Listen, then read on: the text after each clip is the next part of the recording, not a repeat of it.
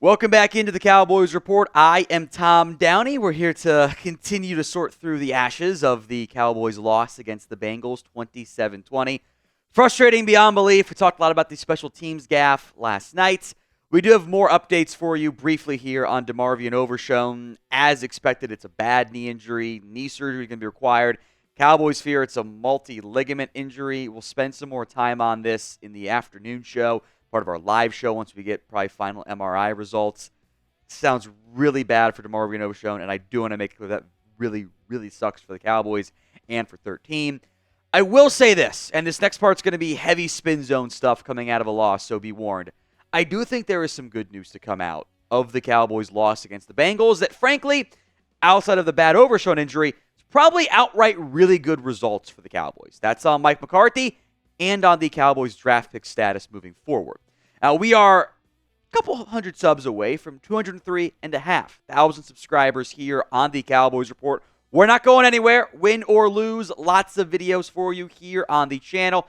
Hit that sub button so you don't miss out right now. I think one of your key takeaways from that bad loss against the Bengals that can be a good thing for you in the long run is that Mike McCarthy cannot return as the Dallas Cowboys head coach. There's no reason to.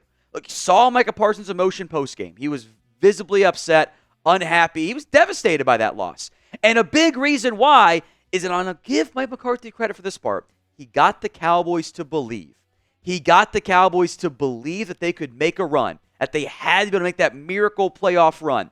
The locker room likes him. That is very clear. They believe in their head coach. That's great. That doesn't mean Mike McCarthy is a good enough coach for this Dallas Cowboys team. Once again, I thought Mike McCarthy did not call a good game. I thought he was bad. Why does Cooper Rush drop back 35 times in a football game? That is not a winning formula. You got Rico Dowdle popping off almost every time he touches the football, and you just don't want to give him more touches. You got CeeDee Lamb going to the opening game script, and then didn't use him. And look, Lamb was wide open. Cooper Rush gets blamed too. Mike McCarthy is not a good offensive coach. The reason why they've been competitive is not his side of the ball. I don't think he's going to come back. I think it's a good thing that Mike is not going to come back. And Jerry can say whatever he wants. I don't believe him. Same stuff about Jason Garrett too, by the way. So will Mike McCarthy return as the Cowboys head coach in 2025? Out of a contract, by the way. Maybe he doesn't want to come back anyway. It's the pinned comment on today's show, so if the ad comes here on YouTube, take advantage of it. Head down there, Y for yes, N for no. Now, I'm going to preface this by saying, look, it's not just Mike's fault. Ownership deserves a lot of blame too. Mike was set up for failure. But I think that game and several different elements of it are a great example of why he can't come back. He can't. Team always finds ways. How many different ways has this team lost in stupid fashion? Rico Dowdle had 18 carries for 131 yards. The Bengals could not stop him. They stopped him like 2 times, really, all game. Why'd you go away from him? You come out at the half and say, we got to get back to running the football. You call 2 straight pass plays. Rico Dowdle on the penultimate drive for the Cowboys that wasn't, I guess the third to last drive, before the punt and the disaster stuff there. You go a 14-yard run for Rico Dowdle. You got plenty of time. There's like 5 minutes to go. And you go pass, pass, pass. Why? You got CeeDee Lamb going on your opening game script. Your first 15 plays, he had 5 targets, 4 catches, 71 yards. He got 2 targets the rest of the game. Contrast that with the Bengals' plan of, F it, Jamar Chase open somewhere. You had CeeDee Lamb signaling mid-game to Cooper Rush like, hey, it's one-on-one. Throw me the ball. Why does that have to be the game plan? Why do you have to have your receiver going, just give me the ball? The Bengals couldn't stop CeeDee Lamb in that game. The one time they stopped him was on what maybe could have been DPI and probably should have been a fade to Jake Ferguson anyway. And look, Cooper Rush gets blamed too. Cooper's wide open, or Lamb is wide open on the final offensive play of the game. And again, he even did the single thing. I'm open. One-on-one, throw me the ball. Didn't look that way. I'm pretty sure the play call is designed to go to Jake Ferguson there. So that's why Rush throws it. Why are you doing that? You drop back 35 times with Cooper Rush. Why does Lamb get 7 targets? That's stupid. Again, this is not a new thing. It's not just Rush. We've seen this time and time again. Cowboys plan stuff for Lamb early and forget about him. That's a coaching issue. We're going to get the ball to Rico. You got 2 good playmakers, Lamb and, frankly, Rico. Give him the damn ball.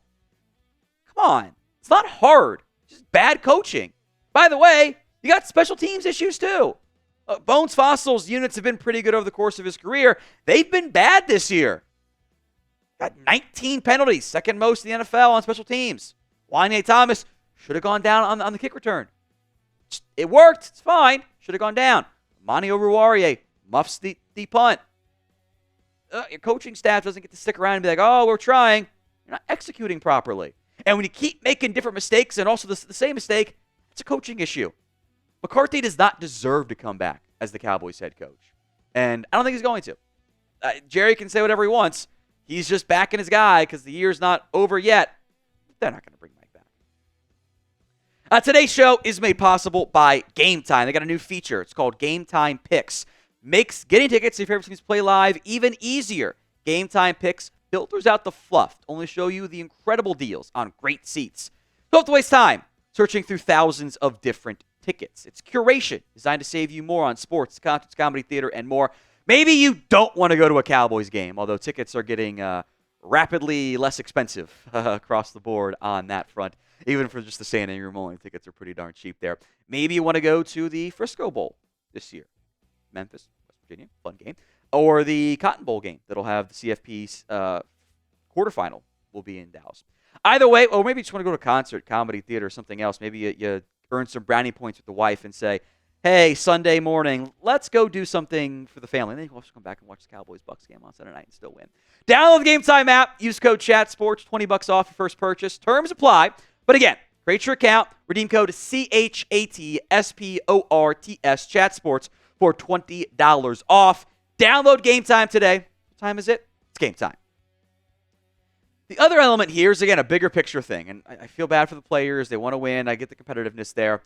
You're already really slim, and it was never going to happen. I was surprised how much media was hyping. The Cowboys can do it. No, they weren't. They weren't good enough.